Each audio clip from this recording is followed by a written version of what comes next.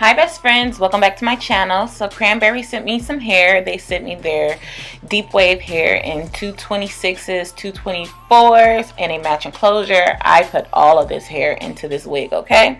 So I'm going to make the wig and we're going to come back and we're going to customize it together. This is going to be a glueless unit because I did install an elastic band. So let's get it.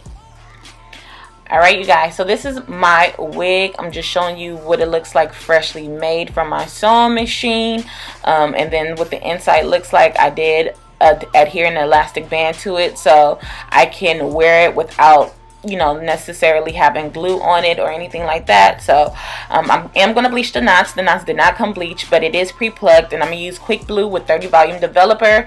So you're going to need the bleach, the volume developer in a bowl, and this is the consistency of my bleach. It is very fluffy and it's not too thick, but I definitely do not want it runny because I do not want it to seep in through to the roots of the hair. Okay, so I'm going to apply this gently on the lace and I'm going to let it process for about 30 minutes.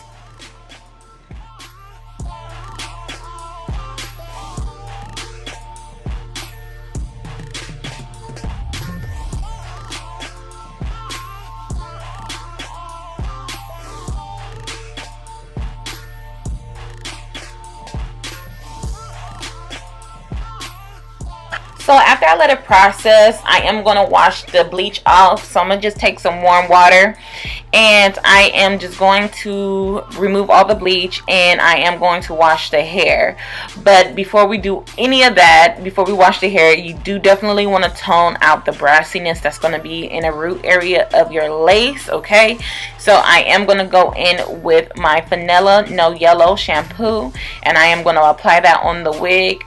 I am holding my camera with one hand, so it is a bit shaky. I just did not feel like carrying my tripod downstairs. So yeah, I did leave the Fanola No Yellow shampoo on the lace for about a minute. You want to definitely be careful with that purple shampoo. It is very strong in color, okay? So if you leave it on too long, it'll definitely turn your lace or your roots gray. So that's what you don't want, okay? So I only left it on for about a minute. I do need to go in and tone it one more time because it was still a little bit brassy, but other than that, it was fine. I could deal with it. And I'm gonna wash my hair with my Garnier Fructis shampoo and deep condition it with silicone mix. And after that, here is the wig freshly washed and ready to have product on it. So, oh yeah, I did leave the silicone mix in for 30 minutes. You can leave it in as long as you want to, girl. It does not matter. So yeah, here goes the roots. Like I said, this is still a bit brassy, but that's nothing that I can't fix with another, you know, toning process with the purple shampoo. So let's pluck this wig, y'all. I think when it comes to plucking, people overthink it, okay? So like the goal here is just not to over pluck. So if you have a pre-plucked wig, you want to separate the area that is already pre-plucked and you want to pluck behind that area first. Because I find when you just go ahead and just pluck everything starting from the pre-plucked area, you end up getting bald spots, alright? So you want sparse hairs in the front. You don't want balding in the front. There's a difference, alright? So what I like to do is I like to separate the pre-plucked area and I like to pluck from the back. And once I do a little bit of the plucking, I'm going to comb out the excessive hair to see what it is and if I need to continue to go. Because some closure frontal units are denser than the others, okay? And so once I do that and I'm satisfied with it, I'm gonna comb all of the hair to the back, and then I could just go in and do plucking from the front and the back. All right, so that's what I'm doing here. It's super easy. Just keep on doing it until you like the consistency it is. If you feel like, you know, the front is getting a little bit too sparse, part that space out and start plucking behind it, okay? So it's super easy. Don't overthink it, girl, like, because a lot of people just overthink plucking, and plucking should not take you hours and hours and hours to do. It's a quick step, quick step. So this is water and conditioner, the Garnier Fructis conditioner and some water, and I am going to wet the hair down a little bit because it did dry out from the initial wash. All right, so I'm just making sure that the hair is damp, so the products that I am going to apply in the hair can adhere and, you know, soak into the hair a little better. And I'm not going to use a lot of products. I'm not the type to use a lot of products. I like to use mousse to, you know, form my hair, to form my curls, to make my waves cracking. All right, so I'm gonna use this Cantu wave curl whip, and I use this on all of my curly wavy hair. This just, it gives you the illusion that you're using gel, but you're not really using gel, and it just gives you the same look of it, but your hair is not crunchy. I love it. All right, so once you put it in, you want to comb it through with a Denman brush or a fine tooth comb and let it air dry. So this is what the wig looks like. I am going to go in with my Ruby Kisses in the shade 16. I did put a little bit too much, so the lace was a bit dark for me. I don't know, I just went ham that day. So I put a bit too much makeup on it, and it did go a little dark for me.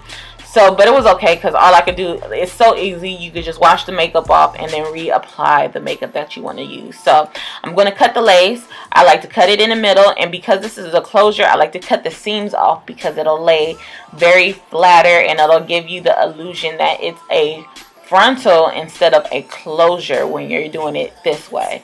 So you just want to make sure you're cutting it off. Be careful cutting it off, because you do not want to cut onto the lace where the rest of your hair is. All right, so just make sure that you're cutting it off carefully.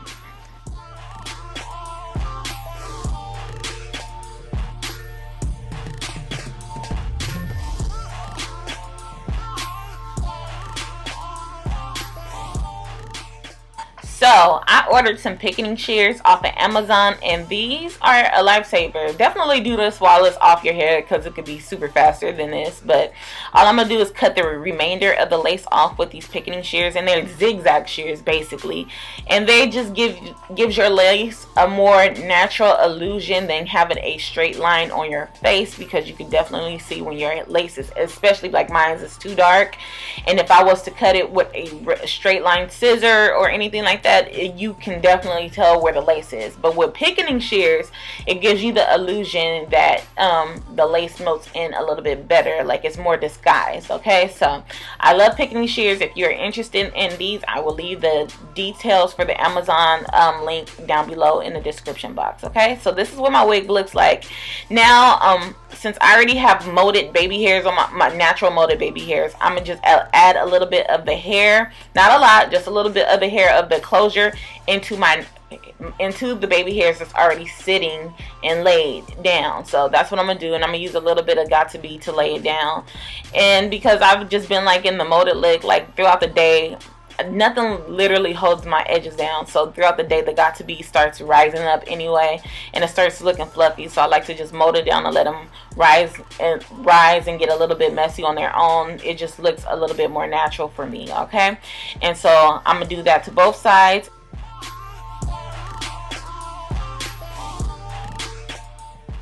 So because this is a closure, I am going to use some of the hair to disguise the cap, because the cap is going to be there regardless. So I'm going to just part a little bit of the hair from the closure out and just mold it downwards to disguise the black cap, so you won't be able to see it. I'm going to pin my hair up, and I'm going to put a little bit more mousse in the front of my hairline, just so the front of the closure can lay super flat. And after that, I'm gonna go in with my Got To Be Freeze spray, spray it across my hairline just so everything can be molded and flat.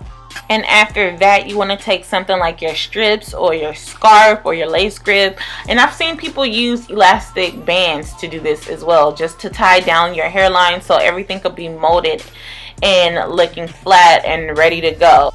I would say just, you know, use your scarf to do this because it's more cost efficient, and these strips are kind of expensive. So yeah, you don't have to spend unnecessary money.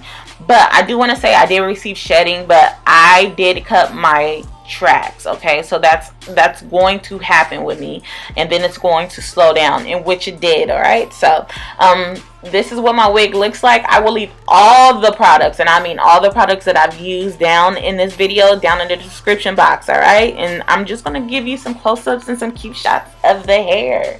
And now guys, and I hope you guys enjoyed this video. Thank you, Cranberry, for sponsoring this video. And if you guys have any questions, leave them down in the comment section, and you know I will be trolling that thing and answering all your questions, well, trying to answer all of your questions. But yeah, don't forget to like, share, and subscribe. And if you haven't already, follow my Instagram, because we are going to start our giveaways. All right, bye best friends.